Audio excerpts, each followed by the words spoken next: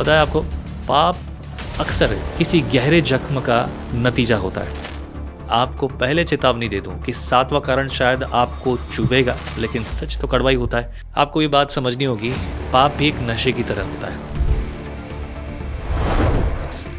एक ऐसा नशा जिससे बाहर निकलना आसान नहीं है। मान लीजिए मोबाइल का नशा लगा है किसी को, तो उससे छूटना आसान नहीं है। वो देखता रहता, करता रहता, कम से कम मैं उसके जैसा तो नहीं, उसके जैसे पाप तो नहीं करता, मैं उससे तो बेहतर हूँ। ये सब बहाने हैं, ये सब के सब बहाने हैं। गलत रिश्ते, ऐसे रिश्ते जिनकी वजह से आप पाप में पड़ते हैं। दोस्त हो सकते हैं, गर्लफ्रेंड बॉयफ्रेंड हो सकता है, कोई और रिश्ता हो सकता है, शादी के बाद के भी रिश्ते हो सकते हैं। ऐसे कई सारे रिश्ते हो सकते हैं जो आपको पाप की ओर ले जाते हैं। कि अगर आप ये करेंगे तो आप सेक्सुअल पाप से भी निकल कर बाहर आएंगे।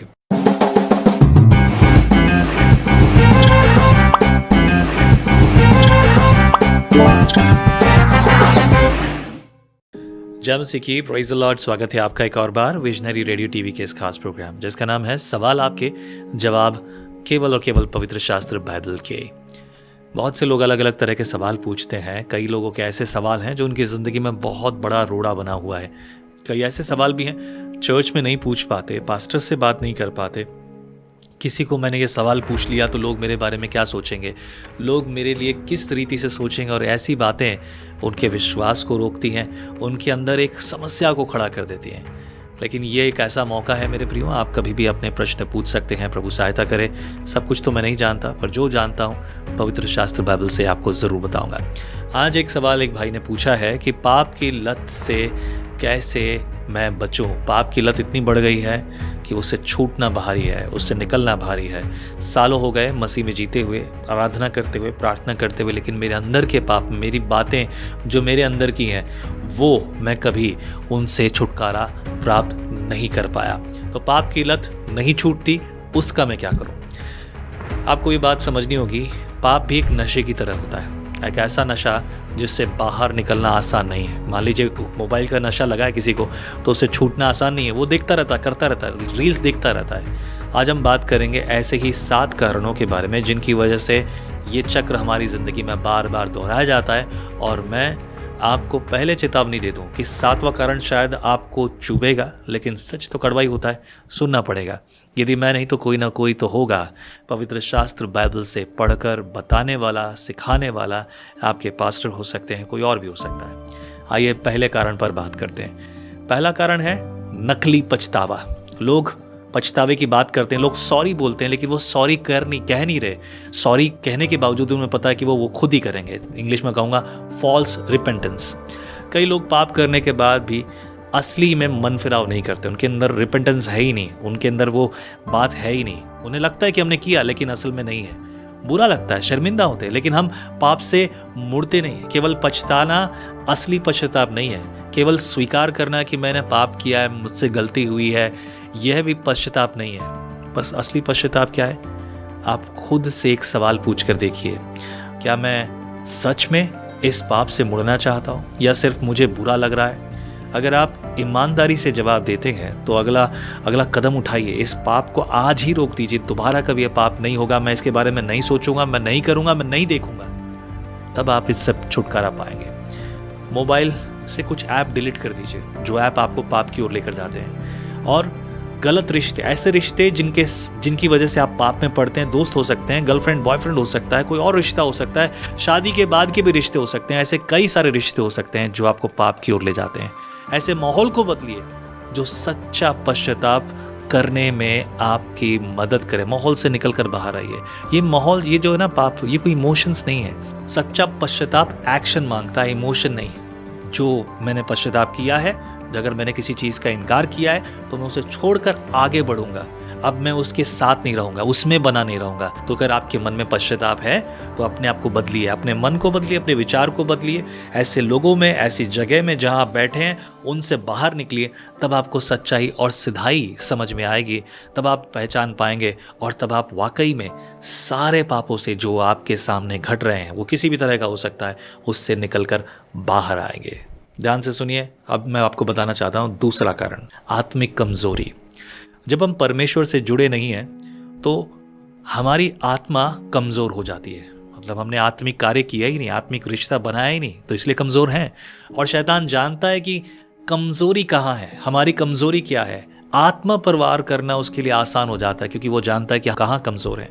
जैसे कोई खिलाड़ी बिना खाना खाए ओलंपिक खेलने निकल जाए, क्या ये हो सकता है? क्या वो जीत सकता है? क्या वो खड़ा हो पाएगा? क्या वो दौड़ पाएगा? क्या वो काम कर पाएगा? अगर उसके शरीर में ताकत नहीं है, जान नहीं है, तो वो तैयार होने के बावजूद भी अपना गेम पूरा नहीं कर पाएगा। वैसे ही अगर आप बिना प्रार्थना के या बिना बाइबल अध्ययन के, बिना अनुशासन के, आत्मिक अनुशासन के अगर आप लगातार वैसे रहेंगे तो आप पाप से कभी जीत नहीं पाएंगे। पाप आपको बार बार गिराएगा और दबाएगा और बढ़ाएगा। आपको अपने आत्मिक शरीर की रोज देखभाल करनी होगी, आत्मिक भोजन करना होगा, परमेश्वर का वचन पढ़ना होगा, संगति करनी होगी, प्रार्थना करना होगा, आपको आत्मिक गीत गाने होंगे। ऐसे आत्मिक संगति करनी है चर्च में, चर्च के लोगों के साथ। सोमवार की मीटिंग्स हो सकती हैं, बुधवार की मीटिंग्स हो सकती हैं, फास्टिंग मीटिंग्स हो सकती हैं, और हर वो प्रोग्राम चर्च में जो आपको मौका मिले उस मौके में अपने आप को बिजी कीजिए। मैं कई बार लोगों को ये सलाह देता हूँ, कुछ लोगों के अंदर जो है शारीरिक, जो कि सेक्सुअल सिन है, और सेक्सुअल सिन से बचने के लिए मैं उन्हें कहता हूँ कभी अकेले मत सोइए। अपने परिवार को अपनी समस्या बताइए, अपने घर में अपने पिता को, अपनी माँ को साफ साफ जाकर बताइए कि ऐसी पाप से मैं जूझ रहा हूँ। अगर नहीं बता सकते, अकेले मत सोइए, हॉल में सोइए, घर के उस कमरे में मत सोइए जहाँ आप अकेले हैं। बाहर निकलिए, अपने आप को अलग जगह रखिए, अपने दोस्तों के बदलिए, अपनी संगति को बदलिए। हो सके तो ये मोबाइल बंद कर दीजिए, कोई ज़रूरत नहीं आपको ये वीडियो भी देखने की।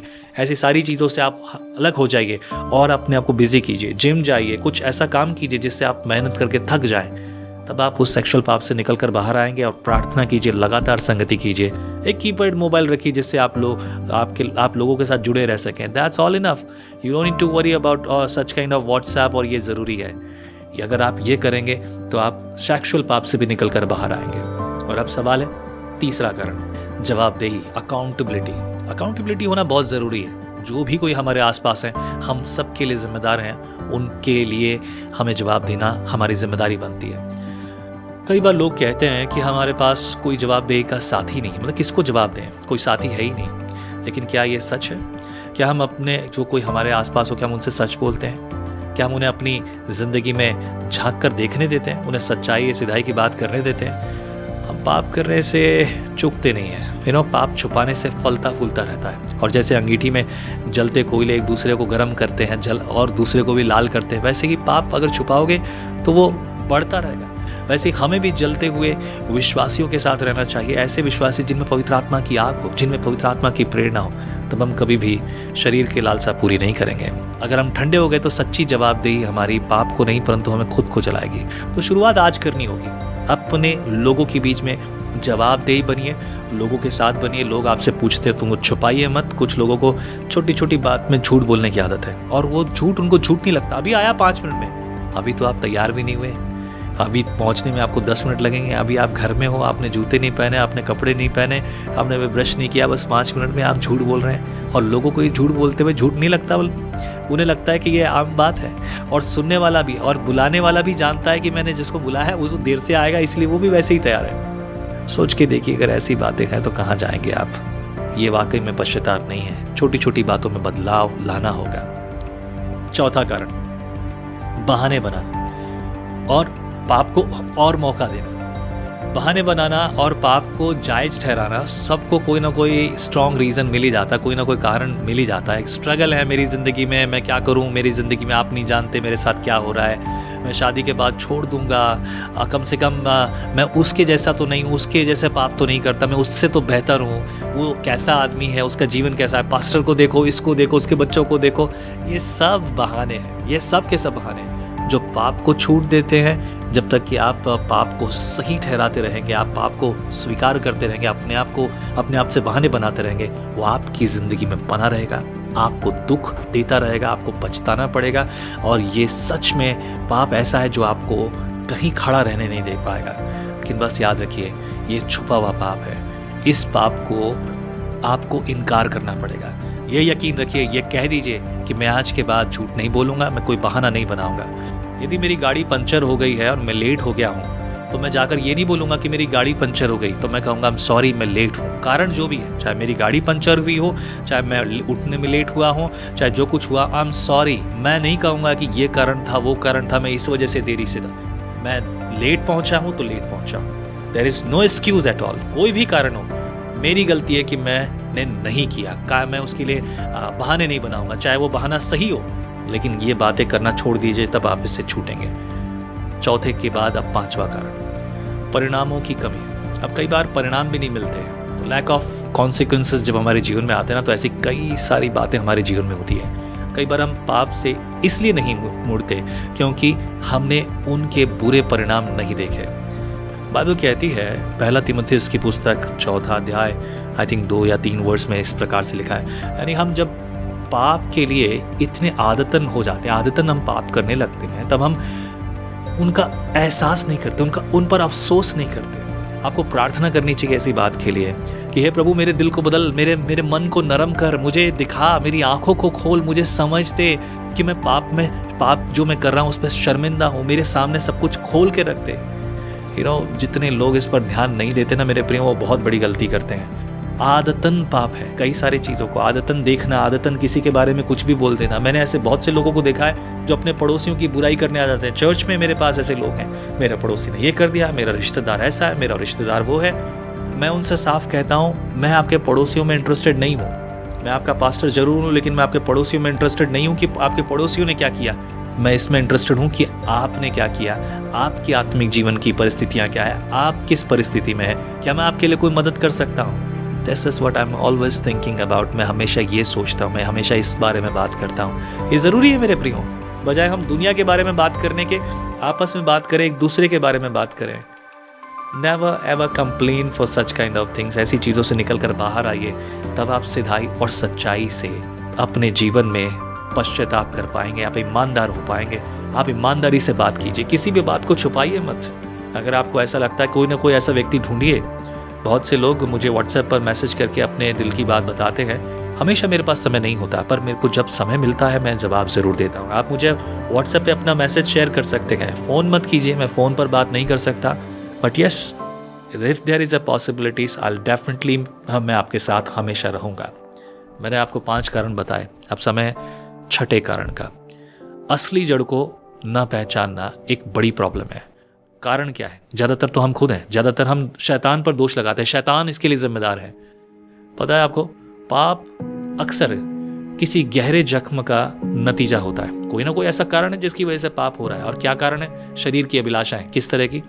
शायद आप सोचते हो कि आपकी समस्या वासना है, शारीरिक वासना, धन की वासना या किसी प्रकार नाम की वासना, लेकिन असल में वो आपका अकेलापन है, अस्वीकृति है। ऐसा कि यार मेरे को कोई नहीं देखता, कोई नहीं समझता, मैं किसी लायक नहीं हूँ। शायद आपको गुस्सा आता हो, लेकिन अंदर कहीं माफ़ ना कर पाने का दर्द कि मुझे किसी ने माफ़ नहीं किया, मुझे मेरे बारे में क्या कहेगा, कोई मेरे बारे में क्या सोचता है, वो मेरे बारे में क्या कहेंगे, उसने मेरे बारे में ऐसा कैसे कह दिया। जब तक आप पाप की जड़ को नहीं पहचानेंगे, वो बार बार वापस आएगा और आपको परेशान करेगा। खुद से पूछिए, क्या मेरे पाप के पीछे मेरी कोई अधूरी कहानी है, कोई ऐसा कारण है, कोई ऐसी वजह जो भी हो। यदि मेरे सामने बात होती तो मैं परमेश्वर के हाथों में सौंप देता हूँ। 7वां कारण, परमेश्वर का भय नहीं होना। अरे कोई परवाह ही नहीं है, परमेश्वर देख रहा नहीं देख रहा, परमेश्वर क्या कर रहा है। शायद ये बात आपको चुभेगी, लेकिन हम पाप से नहीं मुड़ते क्योंकि हमने परमेश्वर का भय खो दिया है। जब तक हमें यह एहसास नहीं होगा कि हमारा पाप सिर्फ हमें नहीं परंतु हमारे पिता को भी दुखी करता है, हम उससे बचने की कोशिश करते रहेंगे, उसे अपना लेते हैं बिना किसी बात के। सोचिए, अगर यीशु आपके सामने बैठे हों और उनके सामने भी आप ये सब काम कर रहे हो तो फिर कैसा लगेगा। आपके मोबाइल में, दुनिया भर की दूसरी चीज़ों में, सोचिए तो सही, परमेश्वर का डर नहीं है, इसीलिए पाप में आगे बढ़े। तो क्या आप वो पाप करते रहेंगे? सवाल है तो जवाब है प्रार्थना, परमेश्वर का वचन। हे परमेश्वर, मुझे तुझसे डरने की समझ दे। क्या है परमेश्वर से डर? मतलब ओ परमेश्वर नहीं, परंतु ये कि परमेश्वर मेरा जो मुझसे प्यार करता, जो मेरे लिए वो मुझे देख रहा है, वो मुझे किस नज़र से देख रहा है, वो मेरे बारे में क्या सोचेगा। जो डर परमेश्वर का है ना मेरे प्रियो, ये भय जो परमेश्वर का है आप में, ये भय आपको सही रास्ता दिखाएगा, सही स्थान दिखाएगा, ताकि आप बुराई से, इन सारी चीज़ों से निकल कर बाहर आएँ और सिधाई के मार्ग को पहचानें। वो सिधाई का मार्ग जो आपको परमेश्वर के पास लेकर जाता है। और देखिए, अगर इन सारे कारणों को अगर आप अपने जीवन में लागू करने लगेंगे ना, तब आप छुटकारा पाएंगे, पाप से बाहर निकल कर आएंगे और आप एक सच्चा आत्मिक जीवन जिएंगे। परमेश्वर का वचन कहता है, पवित्र बनो क्योंकि मैं पवित्र हूँ। और पवित्रता के लिए ये पवित्र शास्त्र की ज़रूरत है मेरे प्रियो। ये पवित्र शास्त्र पढ़िए और पवित्र शास्त्र आपको सिधाई और सच्चाई की ओर ले जाएगा। अंत में एक बात आपको ज़रूर बताऊंगा, अगर पाप से संघर्ष कर रहे हैं तो उसका मतलब ये है कि पवित्र आत्मा अब भी आप में कार्य कर रहा है। अगर आपको लगता है कि आप गलती कर रहे हैं तो सच में पवित्र आत्मा अब भी कार्य कर रहा है। इस तरह के वीडियो लोग नहीं देखते, उनको ना मस्ती चाहिए, कुछ एंटरटेनमेंट चाहिए, कुछ सेक्सुअल जो है बातें चाहिए, कोई मजी मस्ती चाहिए, दुनिया में हाहाकार क्या हो रहा है वो चाहिए। अगर आप ये देख रहे हैं तो उसका मतलब अभी भी पवित्र आत्मा आपके जीवन में कार्य कर रहा है, और पवित्र आत्मा के इस कार्य को और बढ़ने दीजिए, परमेश्वर को कार्य करने दीजिए। पवित्र आत्मा आपको और प्रेरित करे, उत्साहित करे, इसे करने दीजिए, तब आप जाकर वो सब प्राप्त करेंगे जो परमेश्वर आपको देना चाहता है। तो कार्य करने दीजिए अपने आप अपने जीवन में, फिर परमेश्वर के कार्य को और परमेश्वर की सामर्थ्य को आप देखेंगे और सारे पापों से आप छुटकारा पाएंगे। शुरुआत आराधना से कीजिए, प्रार्थना से कीजिए, बहाने करना बंद कर दीजिए और फिर देखिए आप अपनी जिंदगी में प्रभु की सहायता पाएंगे। आमीन। यदि आपके मन में कोई भी सवाल अभी भी है तो नीचे लिखे इस नंबर पे व्हाट्सएप कर सकते हैं, कमेंट करें मुझे, तो मैं समय मिलते ही आपको जवाब ज़रूर दूंगा। पर्सनली मैं सारे कमेंट पढ़ता हूँ। ये चैनल, अगर आपको लगता है कि ये वीडियो आपके लिए लाभकारी है तो इस वीडियो को औरों को भी शेयर कीजिए, ताकि उनके जीवन में भी इस समस्या से समाधान उनको मिले। विजनरी रेडियो का मोबाइल एप्लीकेशन डाउनलोड कीजिए एंड शेयर दिस चैनल। यदि प्रभु ने आपको प्रेरित किया है तो नीचे लिखे इस नंबर पर आप अपनी ऑफरिंग हमें भेज सकते हैं, ताकि हम और काम कर सकें, शुभ समाचार की सेवा कर सकें, बहुतायत से और भी चीज़ों में आपकी सहायता कर सकें। मैं हूँ पास्टर आकाशदीप, आपके साथ आपके पास विजनरी रेडियो एंड टीवी पर। Praise the Lord.